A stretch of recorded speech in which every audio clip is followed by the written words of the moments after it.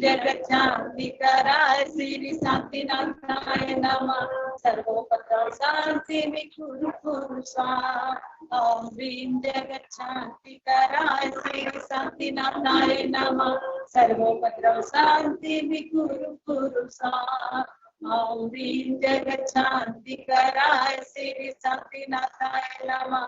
सर्वोपद्रव शांति विकुरु कुरु स्वाहा। ओम ह्रीं जगच्चान्तिकराय श्री शांतिनाथाय नमः। सर्वोपद्रव शांति विकुरु कुरु स्वाहा। बोले श्री शांतिनाथ भगवान की जय। अब भी आवाज नहीं आ रही क्या? चित्र नहीं आ रहा, साफ नहीं आ रही क्या? दीदी अटक अटक की आ रही है। अटक अटक की आ रही है। हाँ अब ठीक आ रही है दीदी। दीदी वंदना। दीदी आज की दान में भी ऐसी आ रही थी। दीदी आज सुबह भी ऐसे आ रही थी। यथाशक्ति जिसको जितना समय मिलता है वह प्रतिदिन नमोकार मंत्र की मालाएं किया करता है। और आचार्यों का कहना है कि माला के 108 दानों में से अगर एक दाने पर भी हमारा मन टिक जाता है तो असंख्यात गुणी कर्मों की निर्जरा हुआ करती है। हमें पंच परमेष्ठी से परिचय करना है और पंच परमेष्ठी से परिचय करने के लिए ही आप सभी के बीच में नमोकार मंत्र से संबंधित चर्चा प्रारंभ की है। चलते हैं हम और आप सभी अरिहंत परमेष्ठी के लक्षण की तरफ। कल आप सभी को बताया गया था जिन्होंने 4 घातीय कर्मों को नष्ट कर दिया है और 4 अनंत चतुष्टय गुणों को प्राप्त कर लिया है। ज्ञानावरणी कर्म के 6 से अनंत ज्ञान गुण प्रकट हुआ। दर्शनावरणी कर्म के 6 से अनंत दर्शन गुण प्रकट हुआ।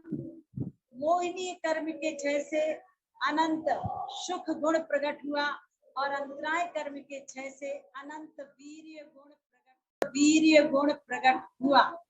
इस तरह से अरिहंत परमेष्ठी ने 4 घातीय कर्मों को नष्ट कर दिया और 4 अनंत चतुष्टय गुणों को प्राप्त कर लिया। इसके साथ ही साथ बताया गया था कि अरिहंत परमेष्ठी के 46 मूल गुण होते हैं, अर्थात 46 मूल गुण हुआ करते हैं। अरिहंत परमेष्ठी 18 दोषों से रहित होते हैं। अब हमें समझना है 46 मूल गुण। इसके साथ ही साथ सिद्ध परमेष्ठी किन्हें कहते हैं, इसकी चर्चा हम और आप सभी आगे करेंगे। अभी सबसे पहले नमो अरिहंताणम, जिसमें अर्थ करते समय बताया गया था लोक के समस्त अरिहंत परमेष्ठियों को मेरा नमस्कार हो, नमस्कार हो, नमस्कार हो। तो सर्वप्रथम 46 मूल गुणों के अंतर्गत 34 अतिशय आते हैं और उन 34 अतिशयों में जन्म के 10 अतिशय, 10 अतिशय केवल ज्ञान के और 14 देवकृत अतिशय, इस तरह से टोटल मिलकर के 34 अतिशय हो जाते हैं। आप लोगों ने बहुत छोटे में पढ़ा होगा कि अरिहंत केवली के जन्म से ही 10 अतिशय होते हैं, पर ये सामान्य अरिहंतों के मत समझना, ये तीर्थंकर अरिहंत के 10 अतिशय होते हैं। और वो 10 अतिशय कौन से हैं आप लोग याद कर सकते हैं दोहा के माध्यम से। अतिशय रूप सुगंध तन नाही पसेव निहार, प्रिय हित वचन अतुल्य बल श्वेत आकार, लक्षण सहस्रु 8 तन सम चतुष्क संठान, वज्र वृषभ नाराज जुत ये जन मत। देखिए, जिस समय बालक तीर्थंकर का जन्म होता है उनका बहुत सुंदर रूप बालक तीर्थंकर का होता है। उतना सुंदर रूप इस विश्व में किसी दूसरे व्यक्ति का नहीं होता है। इन्हीं भावों को संजोए हुए आचार्य मानतुंग स्वामी ने भक्तामर स्तोत्र में बहुत सुंदर छंद की रचना की है। आप लोग रोज पढ़ते हैं, पर कितना ध्यान से पढ़ते हैं ये मुझे नहीं पता है। यही शांत राग रुचि भी परमाणु विश्वम। वैसे तो बहुत सारे लोगों को भक्तामर स्तोत्र पाठ याद होगा, और वहां कहा गया है, हे भगवान, इस संसार में आप जैसे सुंदर कोई भी नहीं है। क्यों? क्योंकि ऐसा लगता है जितने सुंदर परमाणु, जितने शांत परमाणु इस विश्व में थे, उन सभी परमाणुओं से आपके शरीर की रचना हो गई है। इसलिए इस संसार में दूसरा कोई व्यक्ति आप जैसा सुंदर नहीं है। इसको आप याद रखिएगा। तो सबसे पहला अतिशय बताया गया है, बालक तीर्थंकर जन्म से ही अत्यंत सुंदर रूप से युक्त होते हैं। दूसरे नंबर पर बताया है सुगंधित तन, अर्थात उनके शरीर का सुगंधित होना। बालक तीर्थंकर बचपन से ही सुगंधित शरीर से युक्त होते हैं। हमारे और आपके शरीर में गर्मी के समय में थोड़ी देर के बाद ही पसीना आना शुरू हो जाता है, बदबू आनी शुरू हो जाती है। पर बालक तीर्थंकर की शरीर की विशेषता है कि उनका शरीर बचपन से ही सुगंधित रहता है। तो हो गया सुंदर रूप का होना, सुगंधित शरीर का होना। अब तीसरे नंबर पर कहा गया है पसीना का नहीं आना। गर्मी के समय में पसीना पहुंचते पहुंचते परेशान हो जाते हैं हम लोग। किसी किसी को बहुत अधिक पसीना आता है। तो वास्तव में जब बालक तीर्थंकर बचपन में होते हैं, जन्म होता है, तो उनको बचपन से ही शरीर में पसीना नहीं आता है। चौथे नंबर पर और विशेष बात देखिएगा, मल मूत्र की बाधा बचपन से ही नहीं होती है। उनकी माँ पिता के विषय में भी आता है और देवनारकियों के विषय में भी आता है कि उनके शरीर में भी मल मूत्र की बाधा नहीं होती है। इस तरह से जन्म के 5 अतिशय हो गए हैं।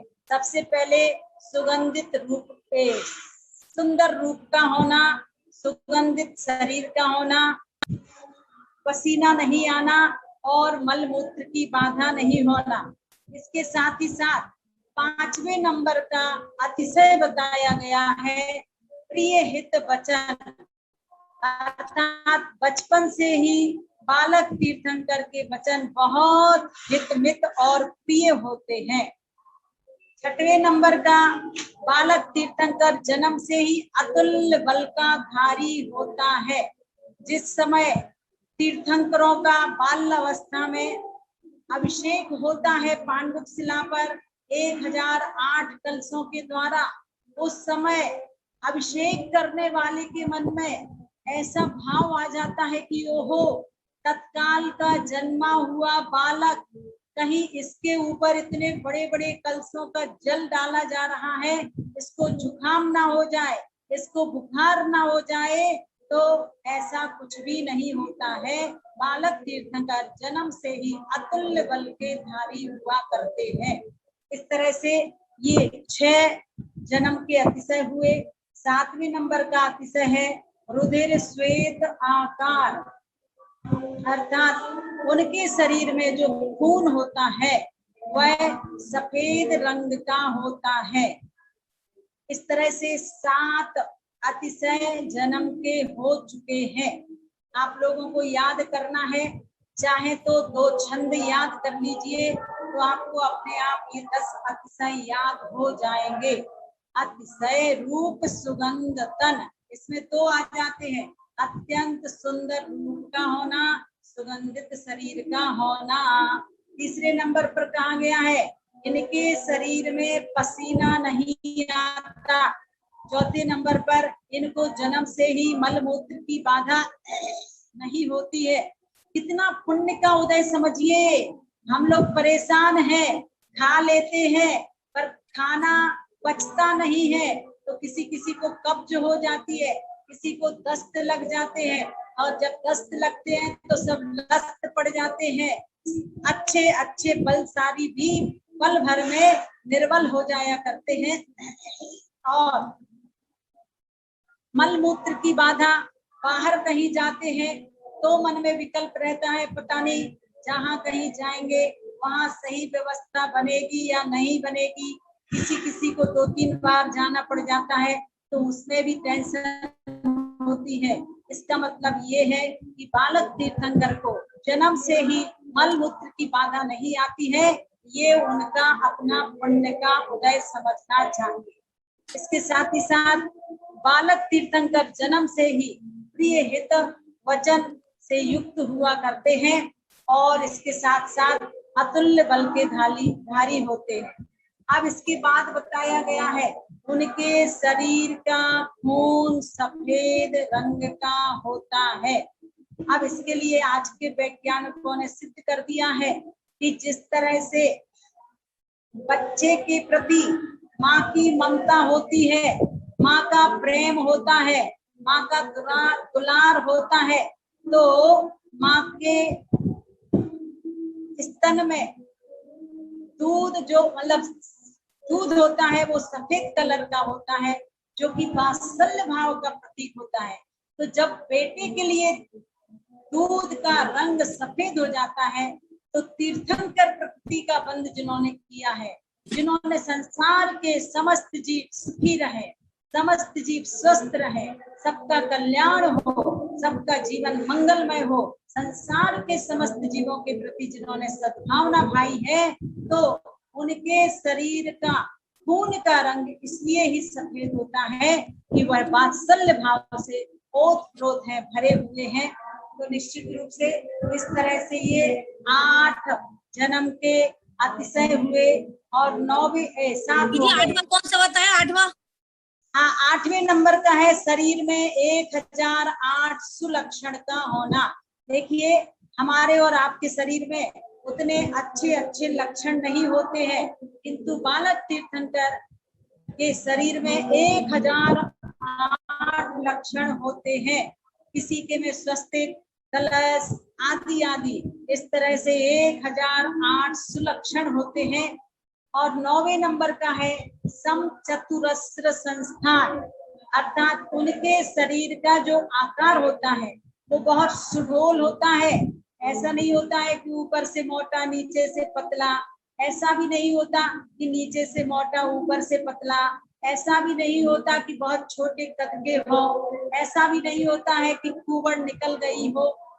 बहुत सुंदर एक सा सुडौल शरीर बालक तीर्थंकर का होता है। इसके साथ ही साथ उनके शरीर की हड्डियां बहुत मजबूत होती हैं, इसलिए सहनन जो होता है वह वज्र वृषभ नाराज सहनन, अर्थात उनकी जितनी भी चीजें होती हैं वो वज्र के समान कठोर होती हैं। तो इस तरह से बालक तीर्थंकर के जन्म से 10 अतिशय होते हैं। सभी को बहुत अच्छी तरह से याद करना है और आपको फिर से मैं बता देती हूँ, याद कर लेना तो अपने आप याद हो जाएगा।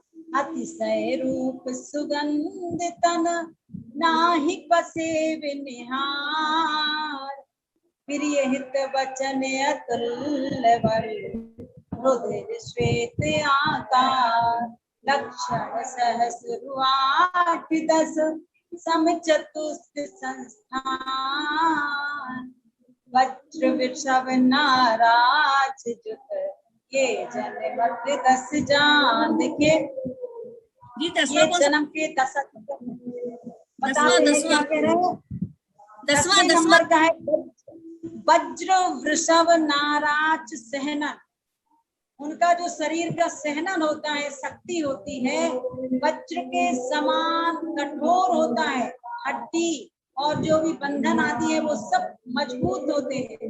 हमारी हड्डियां तो बहुत कमजोर है, अगर जरा सा भी फिसल जाते हैं तो हड्डियां टूट जाती हैं, परंतु भगवान जन्म से ही अतुल्य बल के धनी के होने के साथ साथ जो शहनन होता है, वज्र वृषभ नारा सहनन वाले होते हैं। इस तरह से ये जन्म के 10 अतिशय बताए गए हैं। और इसके साथ ही साथ आप सभी को बताया जाएगा, केवल ज्ञान जब प्रभु को हो जाता है, अर्थात 4 घातीय कर्मों के क्षय होने पर जिस समय केवल ज्ञान होता है, तो केवल ज्ञान के पश्चात क्या क्या अतिशय, क्या क्या विशेषताएं होती हैं, ये चर्चा कल हम और आप सभी करेंगे। आज सिद्ध परमेष्ठी का लक्षण भी समझना है। जिन्होंने 8 कर्मों को नष्ट कर दिया है वो सिद्ध परमेष्ठी कहलाते हैं। अरिहंत और सिद्ध परमेष्ठी में कितना अंतर है? अरिहंत परमेष्ठी ने तो मात्र 4 घातीय कर्मों को नष्ट किया है और सिद्ध भगवान ने 4 अघातीय कर्मों को भी नष्ट कर दिया है। यद्यपि अरिहंत परमेष्ठी की अपेक्षा सिद्ध भगवान बड़े हैं, पर अरिहंत परमेष्ठी ने ही हमें हित का उपदेश देकर के दिव्य ध्वनि के माध्यम से सिद्ध परमेष्ठी का ज्ञान कराया है। जैसा कि आप सभी पढ़ते भी हैं, गुरु गोविंद दोऊ खड़े काके लागू पाए, बलिहारी गुरुदेव की गोविंद दियो बताए। आचार्य श्री विद्यासागर जी महाराज श्री इस विषय में अपने विचार प्रस्तुत करते हैं कि आप लोग लास्ट का जो चरण है वो क्या पढ़ते हो, गोविंद दियो बताए। और वो कहते हैं अरे नहीं नहीं, गोविंद का रास्ता मात्र बताया ही नहीं है, गोविंद दियो बनाए। वह गुरु महाराज हमें वास्तव में ऐसा मार्ग बताते हैं जिसके माध्यम से हम और आप सभी एक दिन इंसान से भगवान बन जाया करते हैं। तो सिद्ध परमेष्ठी ने 8 कर्मों को नष्ट कर दिया और उनके 8 मूल गुण होते हैं। ऐसा कोई जरूरी नहीं है कि जो परमेष्ठी बड़े हैं उनके अधिक मूल गुण होते हो और जो परमेष्ठी उनसे छोटे हैं उनके कम मूल गुण होते हो, ऐसा कुछ भी नहीं है। जिस प्रकार से वृक्ष में मूल अर्थात जड़ ना हो तो वह वृक्ष के रूप में पुष्पित पल्लवित नहीं रह सकता है, इसी तरह से सिद्ध परमेष्ठी भी 8 कर्मों से रहित होते हैं और उनके जो मूल गुण है वह वास्तव में बहुत महत्वपूर्ण हुआ करते हैं। तो आचार्य परमेष्ठी किन्हें कहते हैं? जो संघ के नायक होते हैं, जो शिक्षा दीक्षा एवं प्रायश्चित आदि देते हैं। नमो आर्याणम अर्थात लोक के समस्त आचार्य परमेष्ठी को नमस्कार हो, नमस्कार हो, नमस्कार हो। और वास्तव में ऐसे सिद्ध परमेष्ठी हमारे जीवन में हमें जहाँ स्व की पहचान कराते हैं वहीं पर अनंत गुणों से युक्त होते हैं। तो हम और आप सभी को अपने जीवन में प्रयास करना है।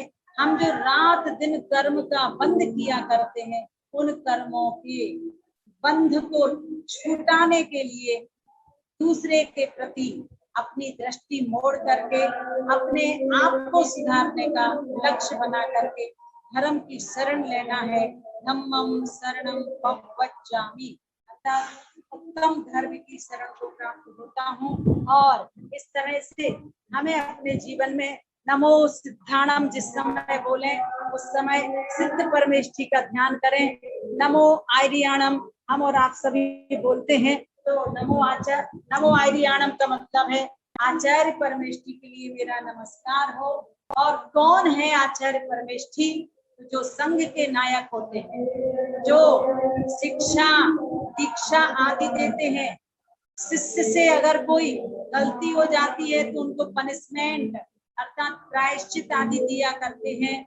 जो 5 पंचाचारों का स्वयं पालन करते हैं एवं दूसरों से कराते हैं, जिनके 36 मूल गुण होते हैं वो अरिहंत परमेष्ठी कहलाते हैं। इस तरह से अरिहंत आचार्य परमेष्ठी कहलाते हैं। और नमो वज्जायाणम अर्थात उपाध्याय परमेष्ठी कौन है? जो स्वयं पढ़ते हैं एवं दूसरों को पढ़ाते हैं, वह उपाध्याय परमेष्ठी कहलाते हैं। इनके 25 मूल गुण होते हैं। और जो ज्ञान ध्यान तप में लीन रहते हैं वह साधु परमेष्ठी कहलाते हैं। विषयों की आशा से रहित होते हैं वह साधु परमेष्ठी कहलाते हैं।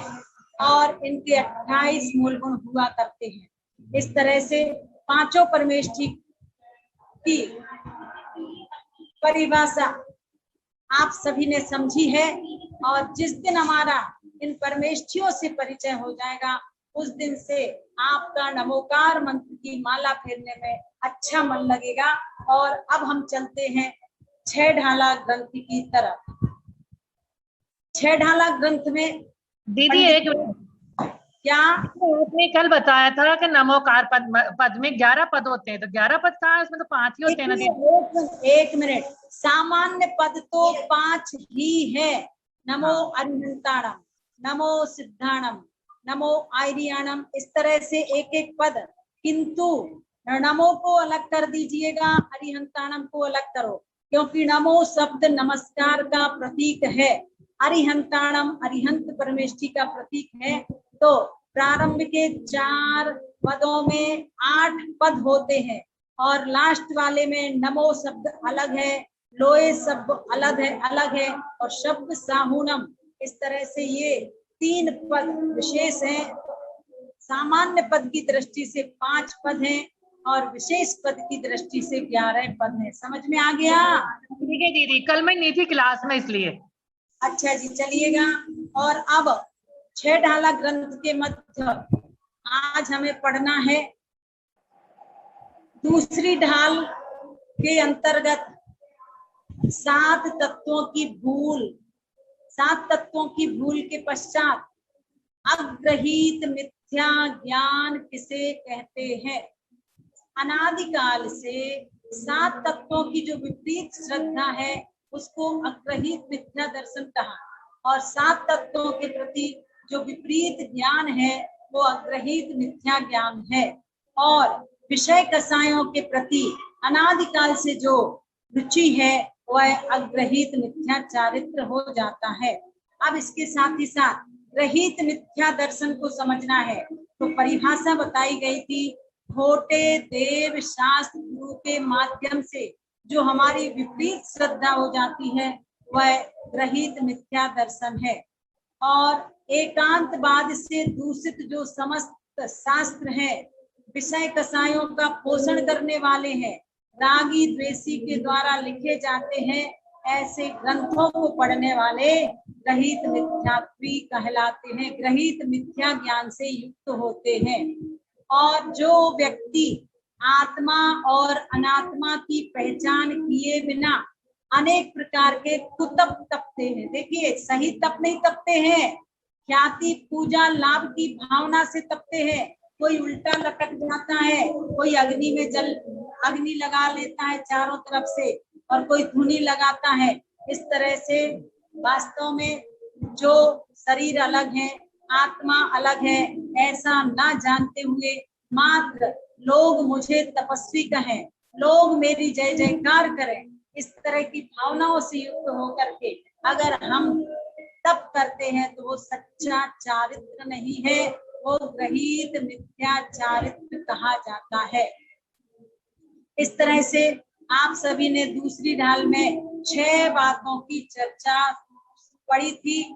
और अगर विस्तार से देखा जाए तो अग्रहीत मिथ्या दर्शन के अंतर्गत 7 तत्वों की भूल आ जाती है।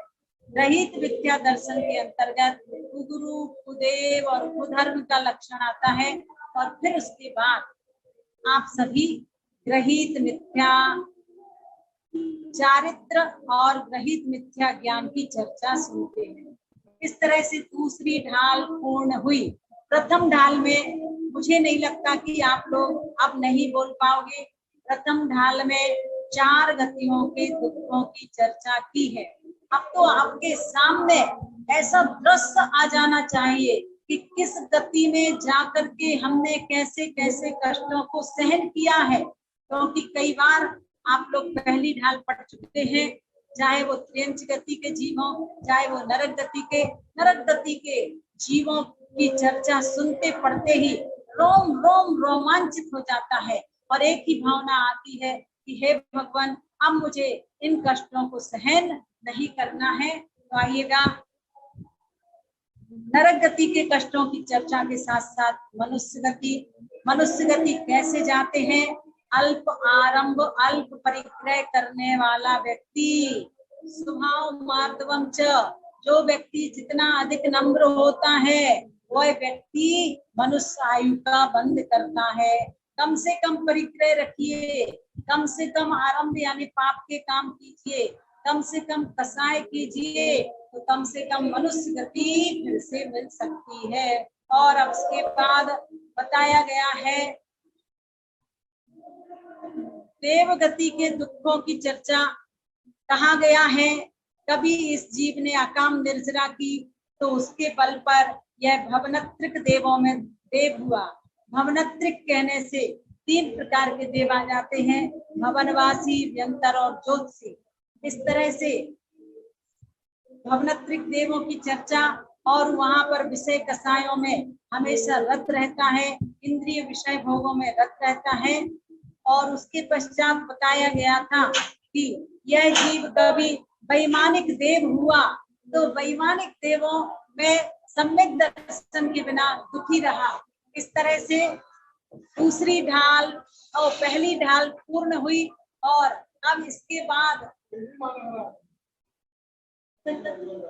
बाद तीसरी ढाल पर आप सभी का ध्यान दिलाया था। तीसरी ढाल के अंतर्गत पंडित दौलत राम जी ने विशेष रूप से दुखों को दूर करने की चर्चा की है। सुख कैसे प्राप्त हो सकता है, तो सम्यक दर्शन, सम्यक ज्ञान और सम्यक चारित्र के माध्यम से सुख की प्राप्ति होती है। रचना आज थोड़ी देर करेंगे, पढ़ाई भी आज थोड़ी देर, क्योंकि जैसा पहले कहा गया था कि श्री दिगंबर ज्ञान तीर्थ में 48 मंडल के 48 परिवार के द्वारा 48 मंडल पर विधान किया गया है भक्ति भाव के साथ। और तभी से अखंड पाठ 2 दिन का यहाँ पर चलेगा। तो आज चौथी ढाल का संक्षिप्त वर्णन आप सभी के बीच में हो रहा है। 12 व्रतों की चर्चा आप लोगों ने सुन ली है। 5 अणुव्रत, 3 गुण व्रत, 4 शिक्षा व्रत और लास्ट का छंद आज आप सभी देखेंगे। 14वें नंबर का छंद है 12 व्रत के अतिचार पन पन न लगावे, मरण समय संन्यास धारित संतोष न सावे। क्यों श्रावक व्रत पाल स्वर्ग सोलम उपजावे, कहते जय नर जन्म पाए मुनि वेश बुझावे। क्या बताया गया है? 12 प्रकार के व्रत होते हैं। 5 अणुव्रत, जिसके अंतर्गत आपने सुना था कि घर गृहस्थी में रह करके आप किस तरह से एक देश पाप का त्याग कर सकते हैं। और इसके अंतर्गत 2 प्रकार के जीवों की चर्चा भी सुनी थी, त्रस जीव और स्थावर जीव। हमें व्यर्थ में पानी नहीं बहाना चाहिए। अगर 1 बाल्टी पानी से स्नान हो सकता है, ये भी बहुत होता है। आधी बाल्टी पानी से अगर हमारा काम चल सकता है तो व्यर्थ में हमें 1 बाल्टी पानी नहीं बहाना चाहिए। हमारे आचार्यों ने बहुत पहले जल की रक्षा की चर्चा की है। आज सरकार की ओर से एक बूंद पानी की सुरक्षा का प्रयोग आवाज उठ रही है। तो निश्चित रूप से हमें पानी व्यर्थ में बर्बाद नहीं करना चाहिए। इसके साथ साथ आप जमीन पर बैठे हैं तो मिट्टी अगर कहीं पड़ी है तो उसको नहीं खोदना। पंखा चला करके आप बाहर नहीं जाएं। अगर आपने पंखा चलाया है और बाहर गए हैं तो आप तुरंत उस पंखे को बंद कीजिएगा। रास्ते में चलते हुए पत्तों को नहीं तोड़ना, कच्चे फलों को नहीं तोड़ना, कच्ची सब्जी नहीं तोड़ना, क्योंकि प्रारंभिक अवस्था प्रतिष्ठा में वह सब्जी फल आदि सब प्रतिष्ठित होते हैं, अर्थात अनेक निगोदिया जीवों से युक्त होते हैं। इसलिए जब वह अच्छी तरह से पक जाए तभी सब्जियों को तोड़ना चाहिए। और इसके साथ साथ व्यर्थ के कार्यों को करना, ये अनर्थ दंड बताया था। कितने सारे अनर्थ दंड हम लोग करते हैं, जिन चीजों से हमारा कोई प्रयोजन नहीं है, ऐसे चीजों को, ऐसे कार्यों को हम करते हैं तो यह वास्तव में पाप के कार्य कहलाते हैं। 4 शिक्षा व्रत और 3 गुण व्रत, 10 दिशाओं की मर्यादा कर लेना जीवन पर्यंत के लिए कि मैं उत्तर दिशा में यहाँ से आगे नहीं जाऊंगा, दक्षिण दिशा में इससे आगे नहीं जाऊंगा, या जो लोग विदेश जाना नहीं चाहते हैं वह भी नियम ले लेते हैं कि हम भारत के अलावा विदेश नहीं जाएंगे, ये भी एक दिग्व्रत की मर्यादा कहलाते हैं। और प्रतिदिन के हिसाब से भी मर्यादा कर लेना चाहिए कि आज हम दिल्ली से मुरैना जाएंगे, आज हम दिल्ली से सोनागिर तक जाएंगे, और अगर नहीं जाना है तो कुछ दिन का आपको त्याग कर देना चाहिए। और फिर उसमें आप ऐसे नियम ले सकते हो कि 8 घंटा हम इस गली के अलावा कहीं और नहीं जाएंगे। इस तरह से ये देश व्रत कहलाता है। और 5 प्रकार के अनर्थ दंड की बात कही गई थी, जिसमें हिंसा के उत्तर में किसी को मत देना, अपरिचित व्यक्ति है और आपके पास अगर चाकू है और वो व्यक्ति अगर आपसे चाकू मांगता है तो उसको नहीं देना। क्यों नहीं देना? क्योंकि पता नहीं वह किस कार्य में काम में लेता है। आवाज गूंज रही है। हाँ देखिए, मुझे लग रहा है आज आप लोगों के पास आवाज सही नहीं पहुंच रही है। दीदी ऐसा लग रहा है आपके पास ना किसी ने अपना माइक ऑन कर रखा है। आपके पास क्लास ऑन कर रखी दीदी। बिल्कुल। चलिए बस एक छंद पूरा करते हैं और आज प्रचना भी देखेंगे, नहीं तो 12 व्रत, तो 5 अनुव्रत, 3 गुण व्रत, 4 शिक्षा व्रत, इस प्रकार से 12 व्रतों के अतिचार। अतिचार का मतलब क्या होता है? दोष लगना। 4 प्रकार से दोष लगते हैं: अतिक्रम, व्यतिक्रम, अतिचार, अनाचार। मान लीजिए आपने प्याज का त्याग कर दिया है और अब आपके मन में प्याज खाने का भाव आ गया तो ये अतिक्रम कहलाता है। अभी आपने खाया नहीं है पर मन में अगर भाव आ गया तो अतिक्रम कहलाता है, अर्थात आपका व्रत 25% खंडित हो गया। और अगर आप बाजार से खरीद करके रख लिए हैं तो वह व्यतिक्रम कहलाता है, 50% व्रत आपका भंग हो गया। और तीसरे नंबर पर मित्र मंडली के साथ होटल में गए और उन्होंने पकौड़ी दी और प्याज की पकौड़ी थी, आपने खा ली, वो अतिचार कहलाता है, 75% व्रत आपका भंग हो गया। और अब प्रतिदिन खा लिया, तो लोग कुछ नहीं होता, तो आप प्रतिदिन अगर आप खाने लग जाते हैं तो वो अनाचार कहलाता है। अब आपका व्रत 100% खंडित हो जाया करता है। वास्तव में अगर कदाचित आपके मन में कोई दोष लग जाता है तो हमें उस दोष का प्रायश्चित भी गुरु महाराज से लेना चाहिए। और अगर आगे कोई दोष लगते हैं तो उनके पास जाकर के हमें उनका प्रायश्चित लेकर शुद्धिकरण करना चाहिए। 12 व्रतों के 5 विचार बताए गए हैं। अहिंसानुव्रत आदि आदि के तो अतिचार है जिससे दोष लगता है। आप मान लीजिए जा रहे हो, पैरों के नीचे चींटियां आ गई हैं और आप बिना देखे चल रहे हैं तो ये वास्तव में चींटियों की हिंसा करने में माध्यम बन जाया करता है। इसलिए आचार्य कहते हैं जो भी काम करो सावधानी पूर्वक कीजिए। दरवाजा लगाना है तो थोड़ा सा आहट करके दरवाजा लगाइएगा। फटाक से दरवाजा लगा देते हैं तो उसमें कभी कभी जीवों की हिंसा हो जाया करती है। तो प्रत्येक क्रिया को हमें बहुत सावधानी के साथ करना चाहिए। आप कोई भी सामान उठा करके अगर ऐसे ही रख दिया करते हैं बिना देखे, तो ये सभी वास्तव में अतिचार कहलाते हैं। 12 व्रत के अतिचार पन न लगावे, अर्थात 12 व्रतों में 5-5 प्रकार के जो अतिचार हैं वो नहीं लगाना चाहिए। मरण समय संन्यास धार, देखिए जिंदगी का अंतिम लक्ष्य हर व्यक्ति का यही होता है कि हमें समाधि पूर्वक मरण करना है, और हमारा समाधि पूर्वक मरण हो तभी तो आप लोग पढ़ते हो छोटा समाधि मरण, और क्या पढ़ते हो, दिन रात मेरे स्वामी मैं भावना ये भाव, देहांत के समय में तुमको न भूल जाऊं।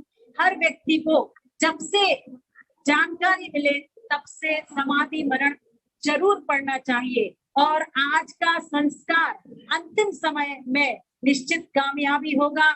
हम अपने मुख से अगर नमोकार मंत्र आदि नहीं पढ़ पाते हैं तो आप पहले से कह करके छोड़िएगा कि मेरी जिह्वा अगर काम ना करे तो कोई दूसरा व्यक्ति मुझे नमोकार मंत्र सुनाता रहे, कोई दूसरा व्यक्ति हमें ओम शब्द का उच्चारण, अरिहंत सिद्ध का उच्चारण करते रहे, ताकि कान में हमारे ये आवाज पहुंचती रहे। क्योंकि आपको ये पता होना चाहिए, अगर समाधि पूर्वक मरण होता है तो कम से कम 2-3 भाव उस व्यक्ति के शेष रहते हैं, और अधिक से अधिक 7-8 भवों में निश्चित उसको मुक्ति पद की प्राप्ति हो जाती है।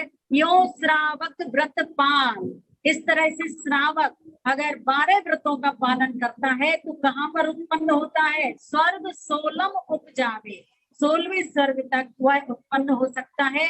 कहते जय, और वहां से आकर के नर जन्म पाए, अर्थात मनुष्य पर्याय प्राप्त करके मुनि हो करके एक दिन मुक्ति पद की प्राप्ति कर सकता है। इस तरह से पंडित दौलत राम जी ने चतुर्थ ढाल में कुछ छंदों में राइट नॉलेज अर्थात सम्यक ज्ञान की चर्चा की है, और पीछे के कुछ छंदों में श्रावक के 12 व्रतों की चर्चा की है।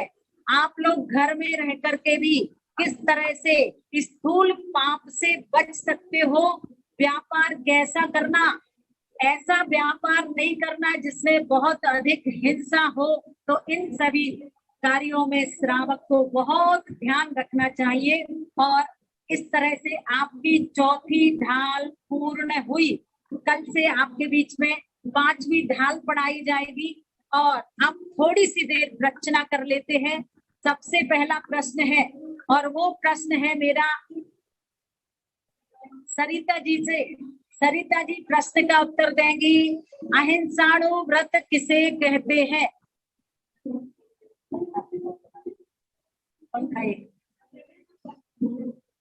अहिंसाणु व्रत किसे कहते हैं? जी उत्तर देंगी। सरिता जी का नाम बोला था। हाँ सरिता जी उत्तर देंगी, उत्तर दीजिएगा। अहिंसाणु व्रत, हाँ भावना बहन बताएगी। दीदी वंदना, दीदी एक देश अहिंसा व्रत का पालन करना अहिंसाणु व्रत है। जो व्रती होता है दीदी, अहिंसाणु व्रत, चलिए हाँ जी दीदी, व्रत का मतलब है कि एक देश जो पालन करता है अहिंसा का, जिसका सकल देश का पालन तो मुनि महाराज करते हैं, और एक देश का पालन अणुव्रती करता है। देखिए इसमें ऐसा बोलना पड़ेगा। हाँ नेहा जी बताएंगी, बताइए नेहा। त्रस्त जीवों की हिंसा नहीं करना और व्यर्थ में स्थावर जीवों की भी हिंसा नहीं करना, ये अहिंसाणु व्रत है। त्रस्त जीवों की हिंसा का त्याग रहता है, और स्थावर जीवों का भी व्यर्थ है। वह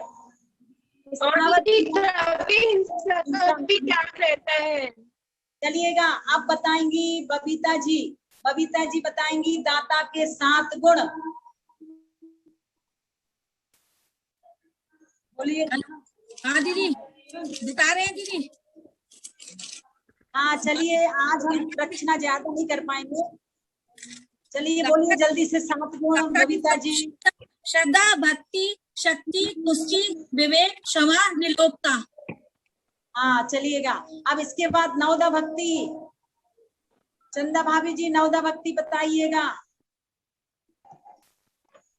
जी पड़गार, उच्चासन, पाद प्रक्षालन और वो पूजा करना, नमोस्तु करना, मन शुद्धि, वचन शुद्धि, काय शुद्धि, आर जल शुद्धि।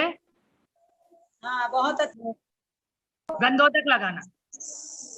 आज हम यही करते हैं, कल हम आपसे ज्यादा पूछ लेंगे।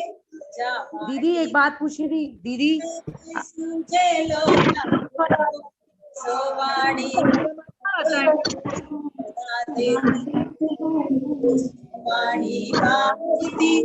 तो ही जपो तेरी शरण गहे सो पावे सुख वे भजो अरिहंत को गुरु सेवा निरतन दया धर्म पालो सदा मोक्ष का सब मंत्रों में श्रेष्ठ है महामंत्र नवकार इसीलिए सब मिले पढ़ो महामंत्र 9 बार। सभी लोग 9 बार नमोकार मंत्र का जाप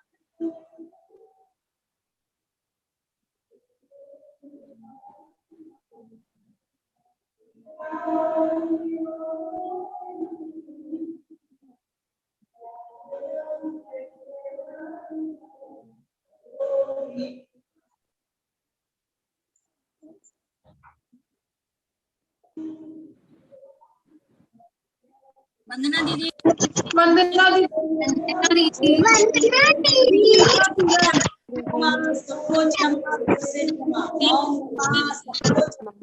वंदना दीदी।